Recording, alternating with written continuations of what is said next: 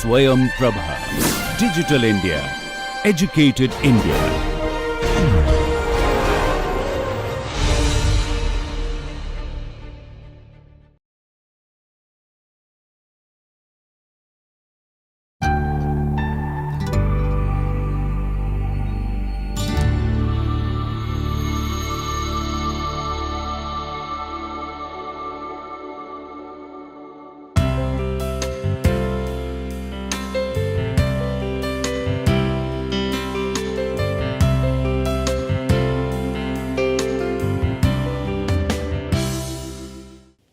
Hi everyone, welcome to lecture number 25, the fourth lecture on human capital.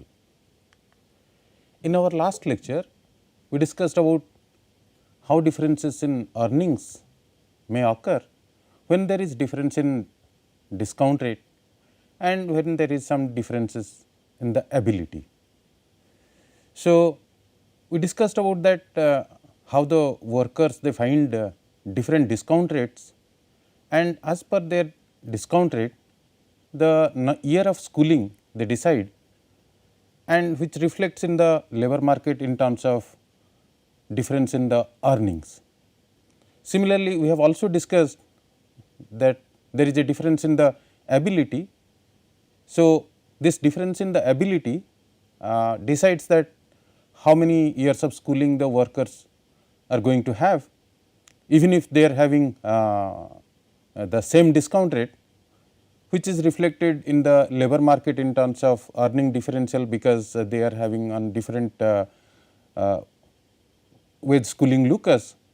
And we have seen that how this difference in ability leads to difference in the earnings in the labor market. In this lecture, we are going to discuss about the implications of return on investment on education and estimate the rate of return to the schooling. So, the return on investment ROI on education refers to the economic benefits gained from investing in education compared to the cost. So, education is generally considered a long term investment with various tangible and intangible returns. There are certain positive aspects on this return on investment in education. Let me discuss about certain points on this return on investment in education. Return on investment in education leads to higher earnings. This is one of the most significant return on investment in education, and on an average individuals with higher level of education such as a bachelor's degree or advanced degree tends to earn more over their lifetime compared to those with lower level of education. So, this increased earning potential can significantly outweigh this cost of education and leading to a positive ROI, return on investment. Further, investment in education leads to opening of various employment opportunities. It widens the employment opportunities and choices for the workers, employment choices. Education enhances individuals' employability by equipping them with skills and knowledge which is necessary to compete in the labor market. So, higher level of education open up a broader range of job opportunities and career paths, and it reduces the risk of unemployment and underemployment for the individuals. Further, it helps in career advancement.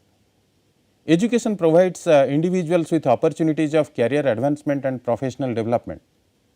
Higher level of education are often associated with promotions, leadership roles and increased responsibility within the organizations, leading to higher earning potentials and job satisfaction at their individual level.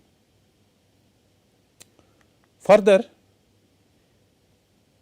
return on investment in education have certain social and personal benefits. Education contributes to the social mobility improve health outcomes, enhance quality of life.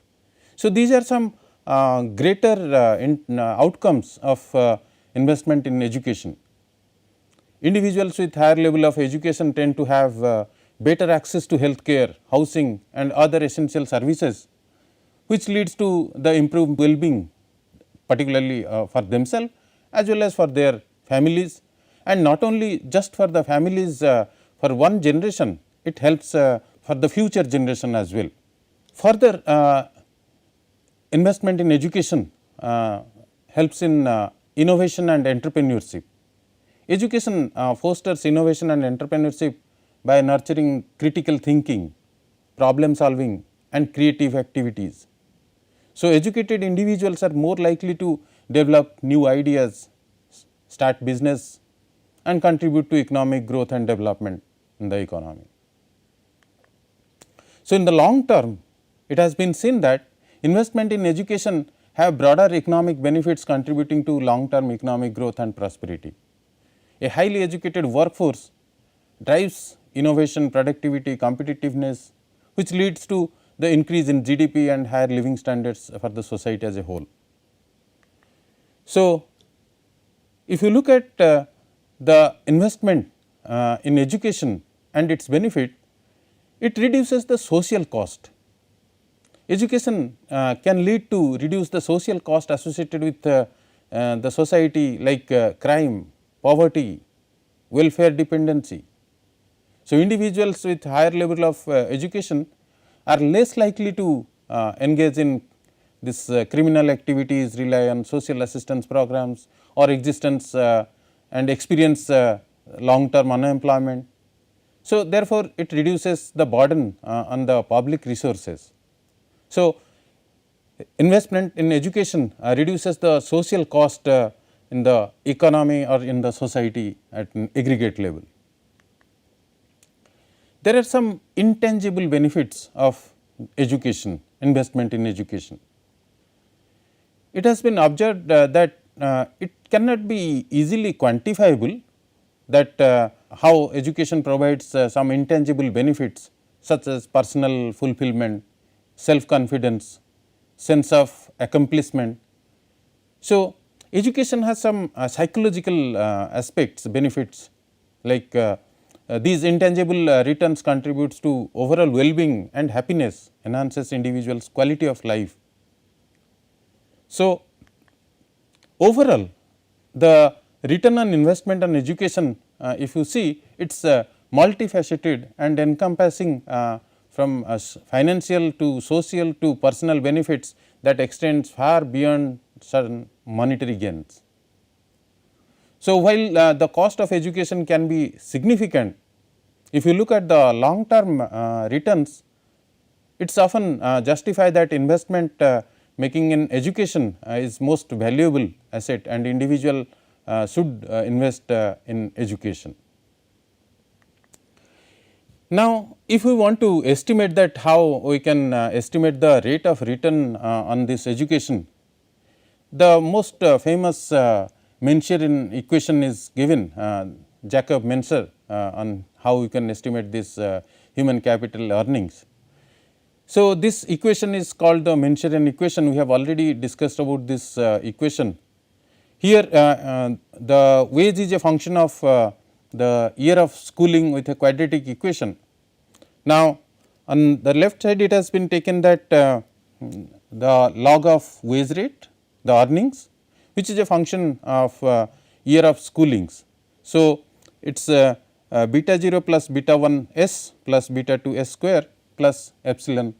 Epsilon represents the error term and beta 0, beta 1, beta 2 are the coefficients representing the impact of education on wages.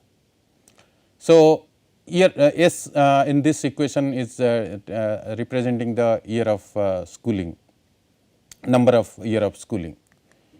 And when we go with this equation and try to plot this the age earning profile of the individual, you can see it takes a kind of concave and the it's guided with some diminishing return.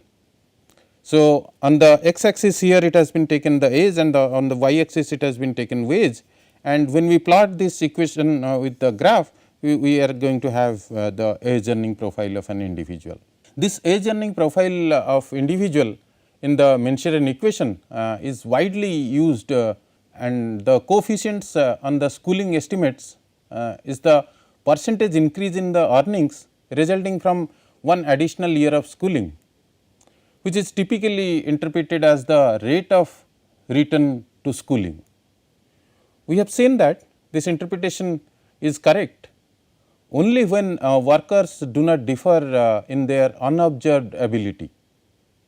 So, the coefficients on experience and experience squared estimates the rate of growth in the earnings resulting from one additional year of labor market experience, and are typically interpreted as the measuring the impact of on job training and on earnings. So, if some individual is there who is going to take some on job training, then this can be also estimated that what is the rate of return on this on job training. So, if the worker did not invest in on the job training, the coefficients of this experience variable would be 0, because there would be no reason for real earnings to increase in the labor market experience. There are number of studies, empirical studies have been conducted, and they have found that this Mincer's earning function provides a reasonably accurate description of age earning profile in the labor market, and it has been empirically tested in most of the countries. The coefficients may vary, but the functions and the age earning profile is follows the same pattern. So, as we discussed in our earlier lecture, the actual age earning profile is concave and higher for the more educated workers. So, the evidence also suggests that difference in the education and labor market experience among the workers account for about 1/3 of the variation in the wage rate in the population. So, when we talk about this age earning profiles, the question arises that do workers maximize lifetime earnings, and if so, how they do that. So, the extent to which workers maximize lifetime earnings varies, and it depends on individuals circumstances, preferences and constraints they face. While some of the workers may actively seek to maximize their lifetime earnings, others may prioritize the factors such as work life balance, job satisfaction or some non monetary factors taking into consideration.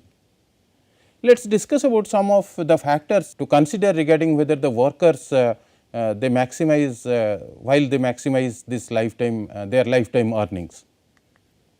First factor is the time preference, how the workers are looking at the time and the use of time, disposal of the time and their preference to spend the time.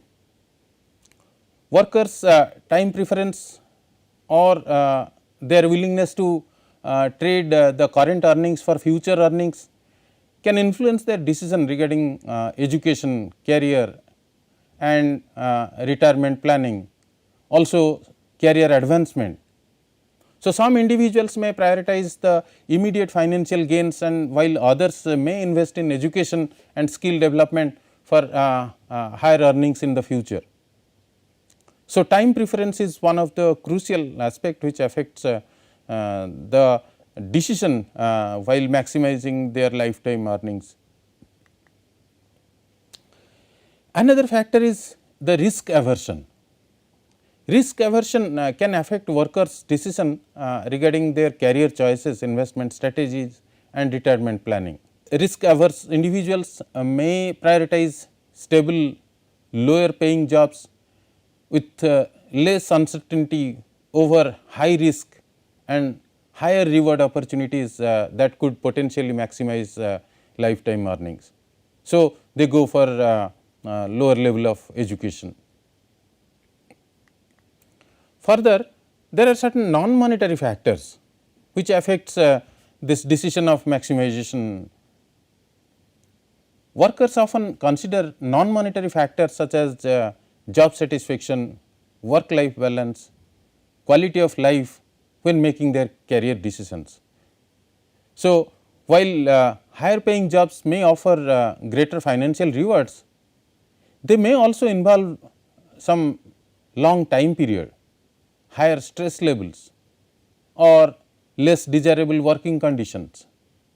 So, some workers may prioritize these non-monetary factors over maximizing their lifetime earnings. Further, while maximizing their lifetime earnings, the workers look at the career trajectories.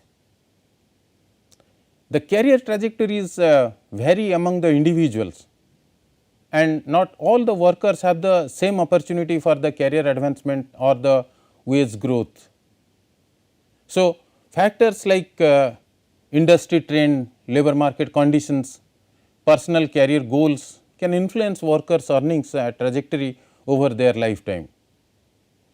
However, some workers may experience steady income growth throughout their career, and others may face stagnant or delay in their earnings or decline in their earnings.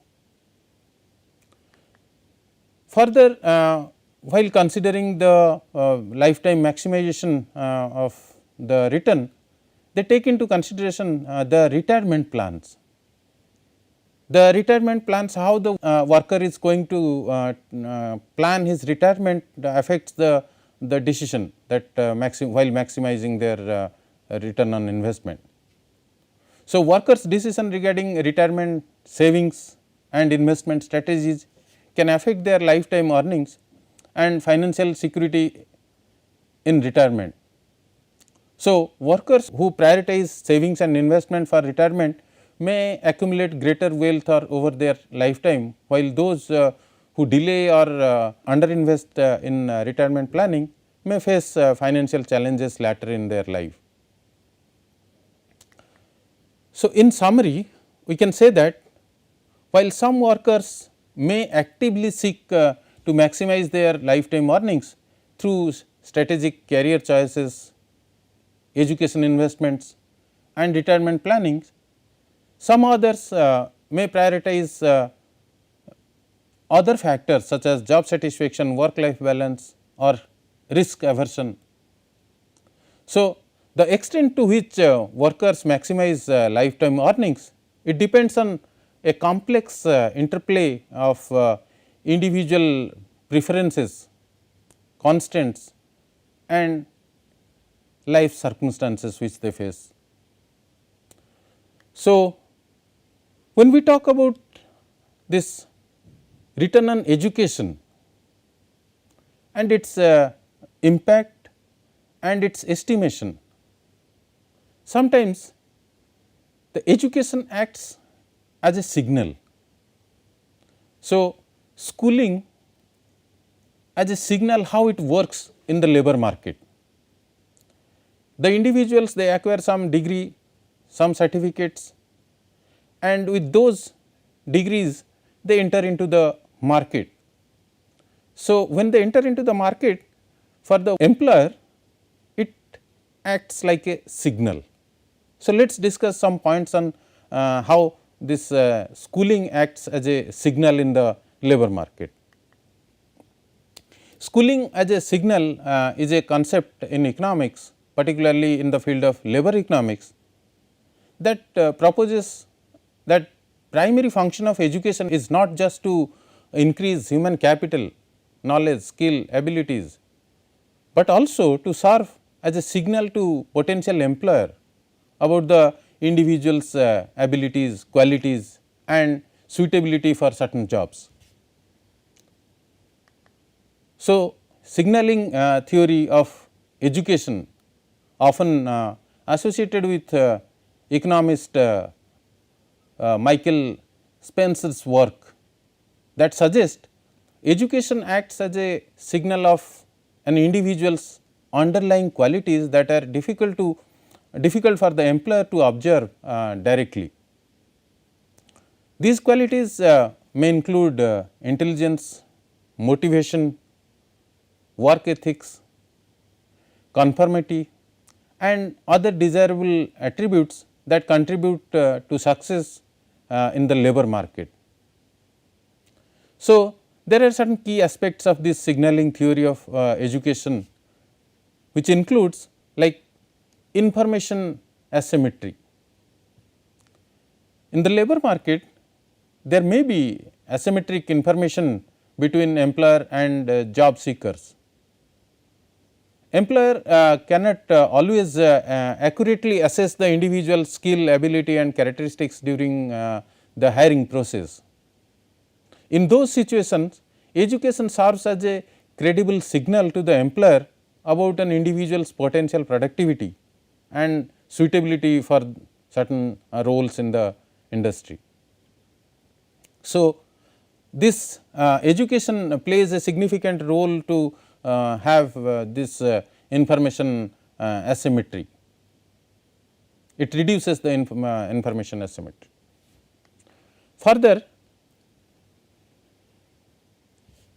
while getting an educational attainment or certain degree is often costly in terms of time, effort and financial resources. So, education involves some kind of cost. So, the signal is costly.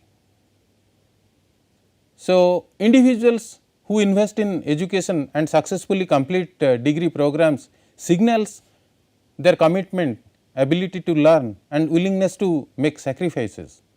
So, the costliness of education makes it a credible signal for an individual's quality.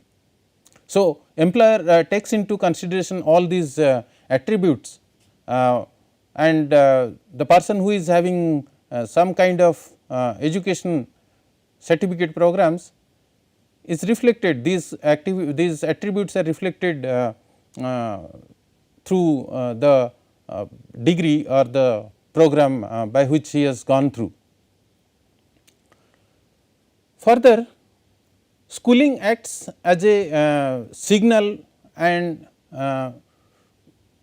it helps the screening mechanism. Education serves as a screening mechanism for the employer to filter the job applications. Employer may use educational credential such as degrees, diplomas or certificates as a quick and easy way to shortlist the candidates for the interview or further evaluation. So, higher level of education can indicate higher level of ability and sustainability and suitability for certain positions in the industry. Another signal the schooling gives is that credentialism. So, the signaling theory of education suggests that the value of education lies not only in acquisition of knowledge and skill, but also in credentials and certifications obtained. So, employer may place value on educational credential as a signal of individual's potential productivity regardless of the specific content of the education. However, the critics of this signaling theory of education often argue that the theory overlooks the intrinsic value of education in fostering human capital development and promoting individual learnings and growth. Further, critics also argue that and they suggest that signaling alone cannot fully explain the observed returns to the education in the labor market, as there is empirical evidences supporting the role of human capital accumulating in driving higher earnings and better job outcomes. Even though these are some criticism about this signaling theory, but signaling theory has its own importance. So, signaling theory offers valuable insight into the role of education in the labor market It is just one of the several theories used to explain the relationship between education and economic outcomes. Therefore, this schooling acts as a signal in the labor market. If you would like to summarize the discussion on this human capital and the role of human capital in the labor market, we discussed the wage schooling locus, which gives the salary that a worker earns if he or she completes a particular level of schooling. We have seen that how wage schooling locus is concave and it is upward sloping. Further, if you would like to summarize, then we can say that workers choose the point on the wage schooling locus that maximize the present value of the lifetime earnings. So, workers they take a very judicious decision that at what time how much of schooling they should require and at what point they should stop. In particular, workers quit school when the marginal rate of return to schooling equals to the discount rate. Further, we discussed that when workers differ only in the discount rate, the rate of return to the schooling can be estimated by comparing the earnings of different workers. However, when the workers differ in their innate abilities, the wage differential among workers does not measure the rate of return to the schooling, because the wage gap is also depends on the unobserved ability differentials. And education plays a significant role. It acts as a signal, and workers with education workers they maximize their lifetime earnings. So, schooling can play as a signaling role in the labor market, indicating that employer that the worker carrying the certificate or diploma is a highly productive worker. So, it is it becomes easy for the employer to first scrutinize or to go through the certificates and find that yes, the worker is suitable for this position and the work. So, it acts as a signal. So, the signaling value of education can help the firm differentiate highly productive workers from the less productive workers. In our next lecture, we will discuss about the wage structure and the compensating wage differentials. Why wage differentials arise in the labor market and how it is being compensated. And we will also discuss about the wage structure, how there is a variation in the wage structure which leads to wage inequalities and income inequalities in the labor market, how we can measure this wage inequalities through Lorentz curve or the Gini coefficient. Thank you.